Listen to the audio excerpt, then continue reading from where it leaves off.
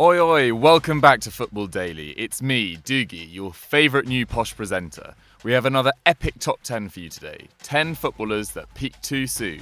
Here we go. 10. Freddy Adu. Anyone who, like me, used to sit around and waste a lot of their time playing Championship Manager around 2005-2006 will no doubt remember the name Freddy Adu. He emerged as a 14-year-old and was quickly proclaimed the spark that would light football in America. Magazine covers and TV commercials followed, including one alongside Pelé, before he even became a professional. However, now his name has become synonymous with unrealised potential. Adu, only 28, is into the 13th year of his professional career that has taken him to Benfica, where he made 11 appearances in 4 years, Greece, Turkey, Brazil, Serbia, Finland, and currently America, where he plays for the Tampa Bay Rowdies in the NASL. I mean, talk about nomadic. Although Adu freely admits that he hasn't always been entirely dedicated to his career, I can't help but have some sympathy for a boy who had the world at his feet whilst I was still sitting around in my boxers playing video games. 9. Ricardo Quaresma. One player emerged at the same time as Cristiano Ronaldo at Sporting, and many believed he could in fact go further in the game. That man was Ricardo Quaresma.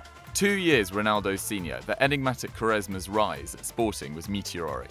Cutting in from either flank, he scored 8 goals in 59 appearances for Sporting. He was snapped up by Barcelona in the summer of 2003, and the world was his oyster. Unfortunately for Quaresma, he was signed at the same time as Ronaldinho, and with a questionable attitude, clashed with new manager Frank Rijkaard. Quaresma went public, saying, "I've not gotten the opportunities, nor do I have confidence in the manager." He was sold to Porto for €15 million. 3 league titles followed before Mourinho took him to Inter Milan in 2008. But whilst former teammate Cristiano won the Ballon d'Or that season, Quaresma was embarrassingly given the Golden Bin, the award for the worst player in Serie A. Moves to Chelsea, Al Ahly, Porto and now Besiktas followed. And although 71 caps and 9 goals for Portugal shouldn't be sniffed at, for a player who had potential to be world-class, Quaresma hasn't hit those expectations. 8. Jack Rodwell. In December 2007, Jack Rodwell became Everton's youngest ever European debutant in a UEFA Cup tie against AZ Alkmaar. A series of impressive performances in central midfield over the next 5 years followed, leading to an England debut in 2011.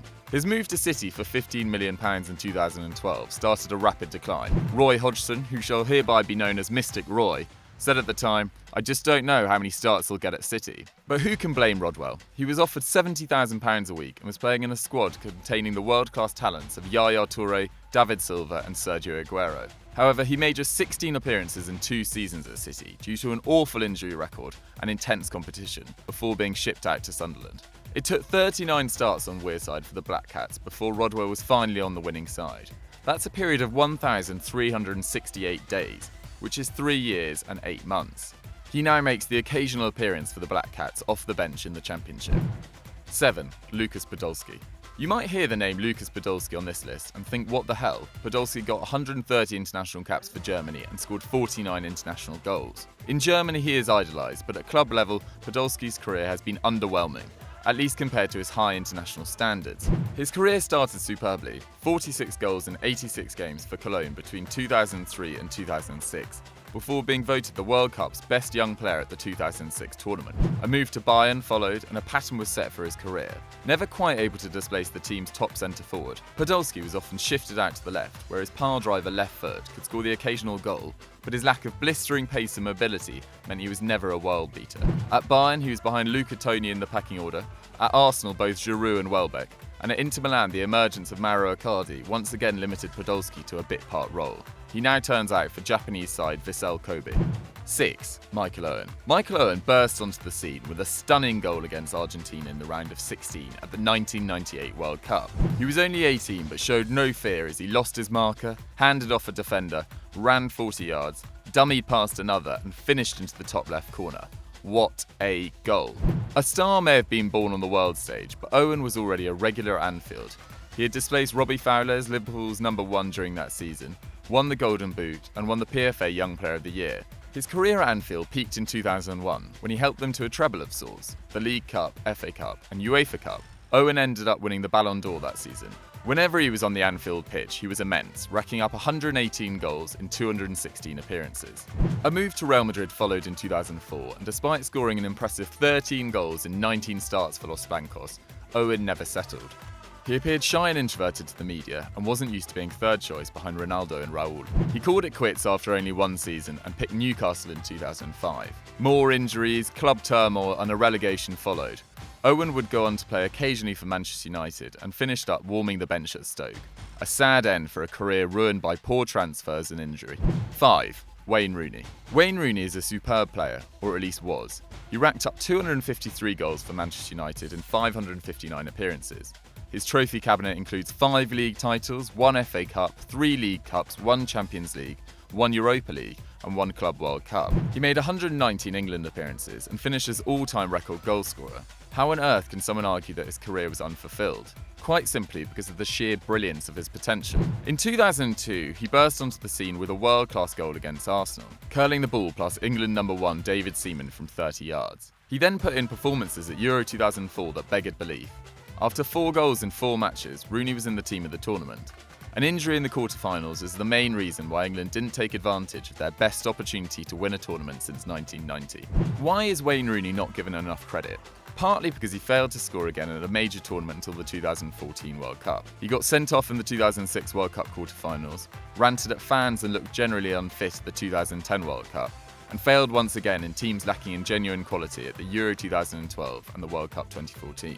Various managers have utilised Rooney's versatility and played him as a 9, 10, on the wing or in central midfield. This, alongside numerous injuries and the trappings of celebrity life, have hindered him at times. Rooney is a great player, no doubt, but did he fulfil his potential? Not for us. Let us know your thoughts in the comments below. 4. Ravel Morrison. Sir Alex Ferguson called Harry Redknapp to tell him he had the best 12-year-old boy he had ever seen in his life. Phil Brogan, Manchester United scout between 1998 and 2010, says it was the club's firm belief that Morrison was the best 16-year-old in the world, better than fellow star of the youth side Paul Pogba. But in terms of achievement, there is no comparison. Pogba would leave for Juventus in 2012, win 4 league titles and play in a Champions League final before returning as the world's most expensive player in 2016. Meanwhile, Morrison has faded to obscurity, let down by poor discipline and numerous off-the-pitch issues, including assault charges, witness intimidation and criminal damage. Morrison, who turned 24 in February, has played 162 minutes of competitive football in the last 2 years. There have been moments of brilliance, but after a move to West Ham, loan spells at Birmingham, QPR, Cardiff and a move to Lazio, he still hasn't got it together. He is currently on loan with Mexican side Atlas, a terrible, awful waste of talent. 3. Saido Berahino. Saido Berahino is a remarkable backstory. Born in Burundi, he was caught up in a violent civil war, and he and his mother had to flee to the UK for a new start. He moved up the ranks of West Brom's academy, and at the start of 2013-14, Berahino became West Brom's main striker after the departure of Romelu Lukaku. And although the odd injury hampered his progress, he managed 23 goals for West Brom in 100-odd appearances. That is 4 more goals than Cristiano Ronaldo managed in his first 100 games for United. All was going well up until the summer of 2015. Berahino was subject to 4 bids from Spurs, all of which were rejected by West Brom chairman Jeremy Peace. Berahino took to Twitter, claiming he would never play for Peace again. Berahino then went missing for months, gained weight at an alarming rate, and the goals in his confidence dried up. A move to Stoke eventually followed in July 2016. He has yet to score for the Potters in 16 appearances and has now failed to find the back of the net in his last 41 league matches. Berahino, still only 24, at least has time to rescue his stagnant career. 2.